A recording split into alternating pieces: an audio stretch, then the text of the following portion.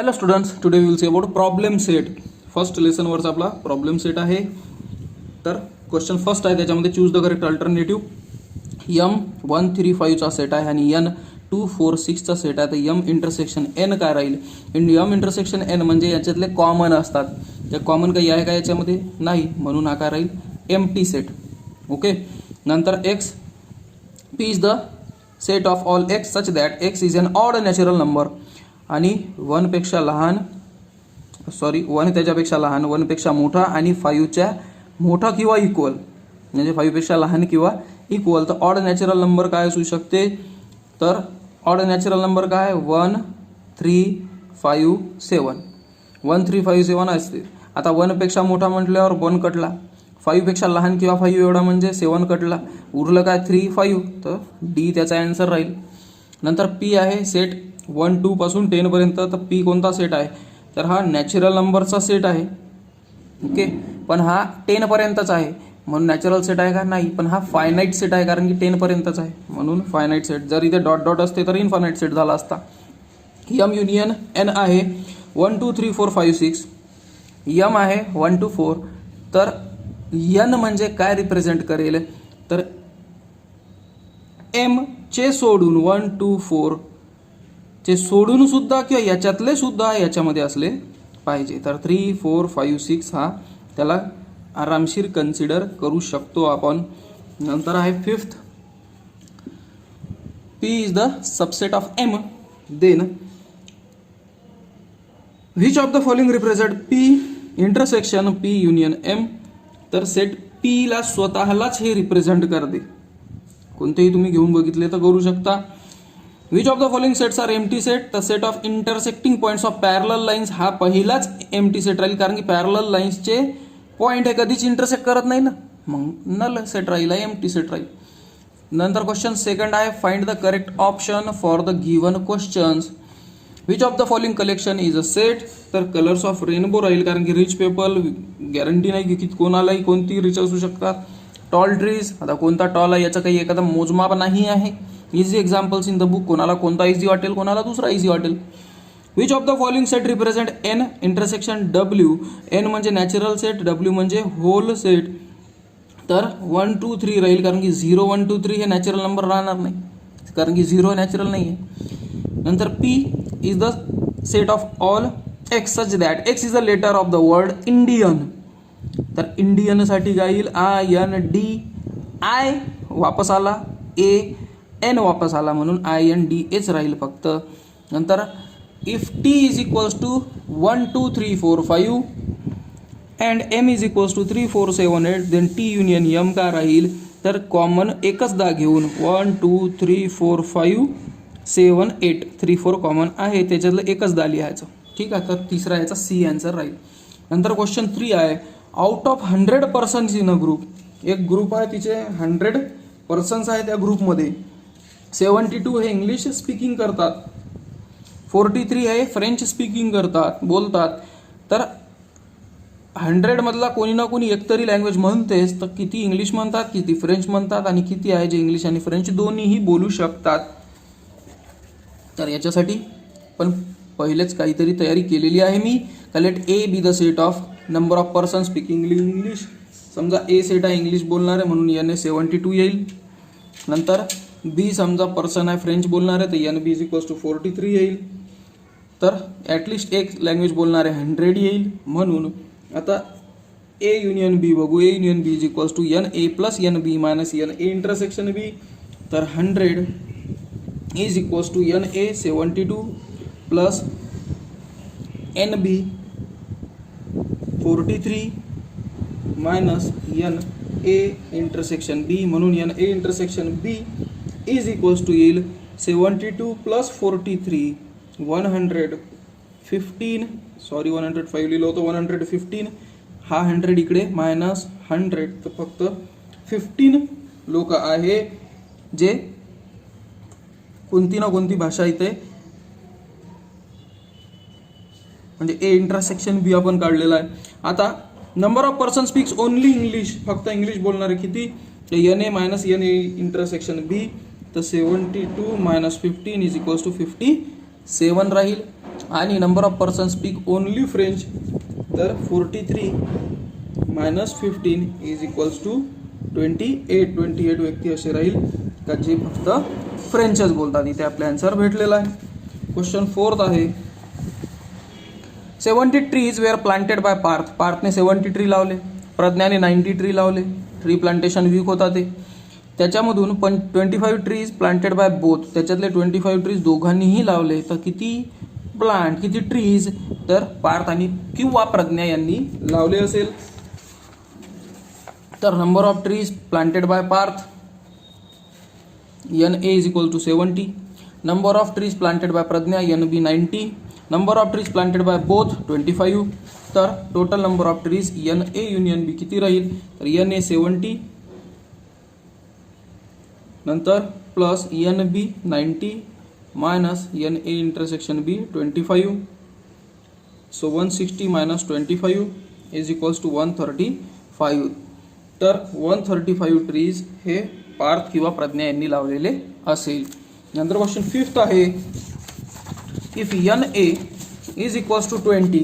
समजा NA हा 20 आहे, NB 28 आहे, A युनियन B 36 आहे, तर A इंटरसेक्शन B किती राहील. तर हा तर इझी आहे, आतापर्यंत हेच करत आलो आपण आहे ना. तर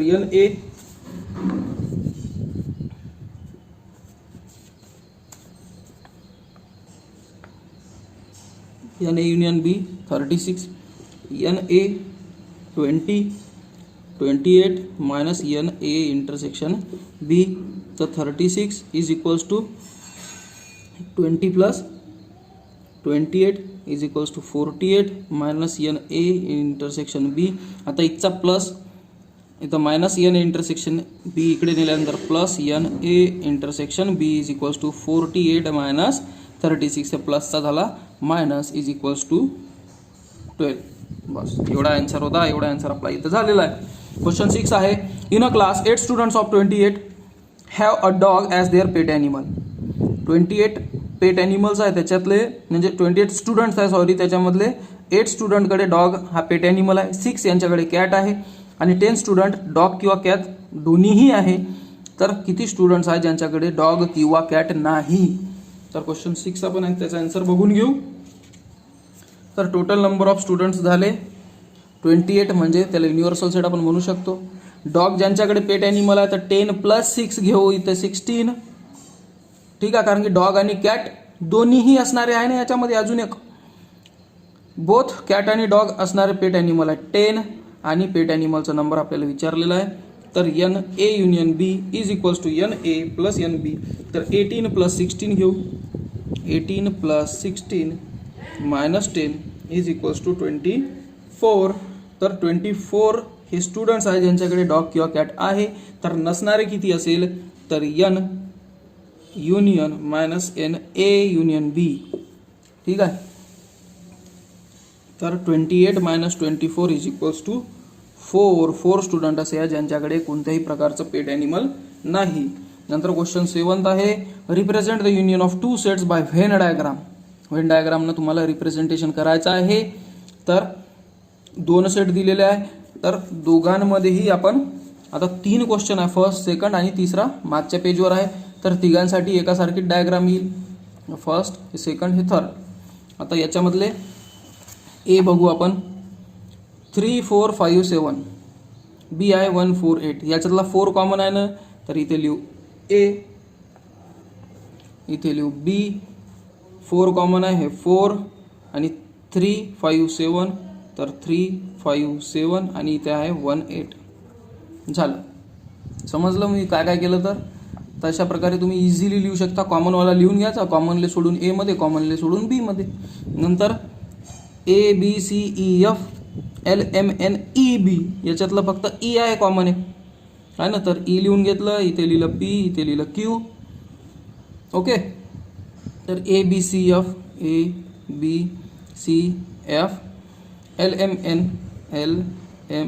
LMNB झालं आपला आन्सर. नंतर याच्यामध्ये तिसरा आहे, X is the set of all x such that x is a prime number between 80 and 100. आणि y हा सेट आहे, y चा पूर्ण ज्याच्यामध्ये y is an odd number between 90 and 100. 90 and 100 मधला ऑड नंबर. तर 80 अँड 100 यांच्यामध्ये जो सेट आहे ना तो सेट कोणता राहील? 83, 89, 97 हे प्राईम नंबर्स आहे 80 to 100 पर्यंतचे. y हा सेट राहील ऑड नंबर तर एक 91, 93, 95, 97, 99. ठीक आहे. याच्यामध्ये कोणते कॉमन आहे? 83 आहे का नाही? 89 आहे का नाही? 97 हो कॉमन आहे तर 97 इकडे लिहून टाकू. ठीक आहे. बाकीचे जसेच्या तसे 83, 89 हे 97 हे आहे x हा y 91, 93, 95, 99. ओके. नंतर आहे क्वेश्चन 8.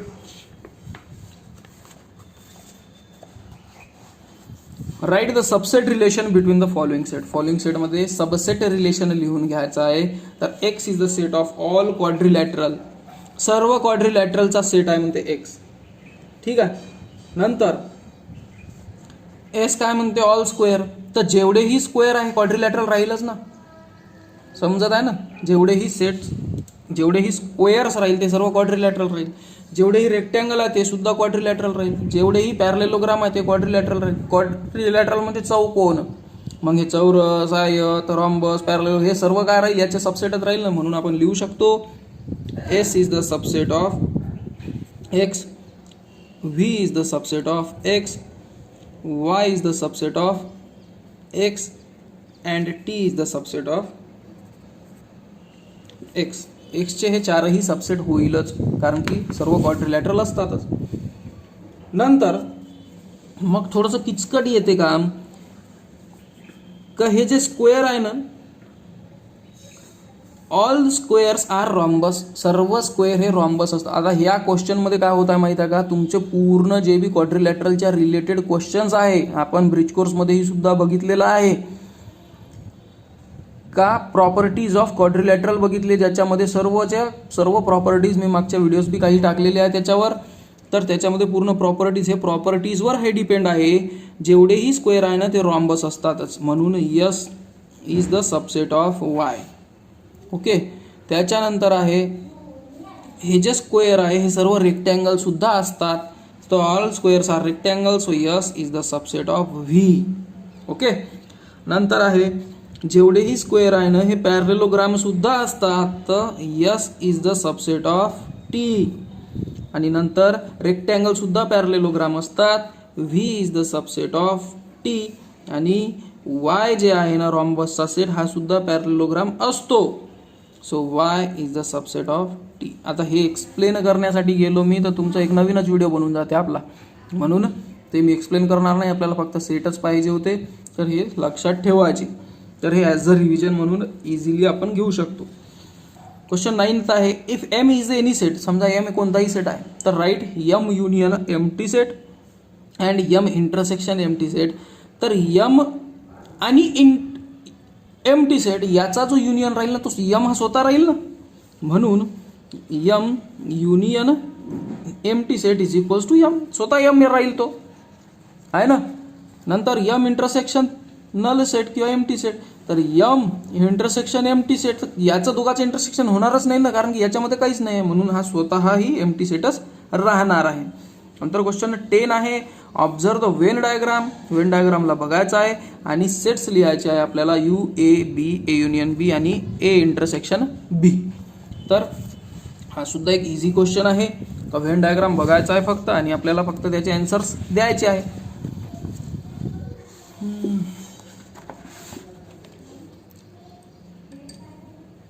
तर युनिव्हर्सल सेट म्हणजे काय सांगितलं मी तुम्हाला?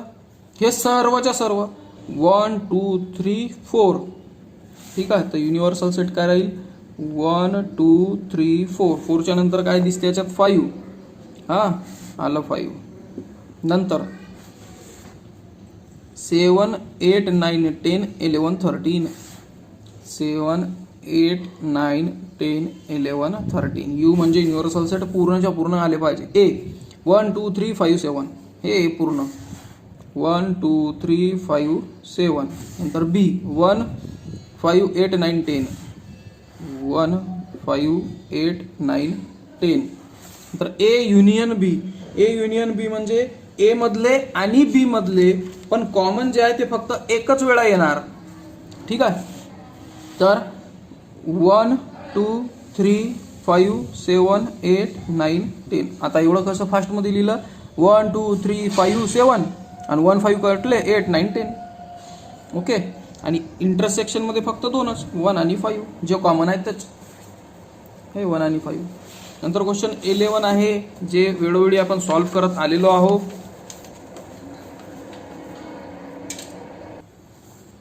एन ए 7 आहे, एन बी 13 आहे, एन ए इंटरसेक्शन बी 4 आहे. तर एन ए युनियन बी म्हणजे काय, किती येईल, तर n A union B is equals to n A plus n B minus n A intersection B. So 7 plus 13 minus 4, 13 plus 7 20, 20 minus 4 is equals to 16. बस झाला इकडे आपला आन्सर. असा प्रकारे आपला हा प्रॉब्लेम सेट होता. तर पूर्ण व्हिडिओ बघितल्याबद्दल थँक्यू. भेटू आपण नेक्स्ट व्हिडिओमध्ये. तोपर्यंत एकदा पुन्हा दाखवून देतो, कारण की कधी कधी मी क्रॉस करून घेतो किंवा फास्टमध्ये पेज पलटवत असतो, तर तिथे चूक होते. हे बघून घ्या. Third question. Okay. Fourth question. नंतर फिफ्थ क्वेश्चन. सिक्स्थ. हे सिक्स्थ थोडंसं इकडे मी लिहिलं कारण की इथे मी विसरलो होतो जागा सोडायचं. सेवन्थ.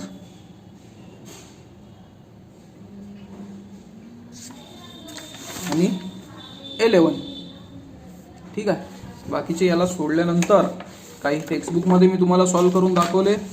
तर टेक्स्टबुकमध्ये पहिल्याचं सी, नंतर डी, सी, बी, नंतर ए, ए, आणि नंतर सेकंडमध्ये हे ऑप्शन्स दाखवलेले आहे मी.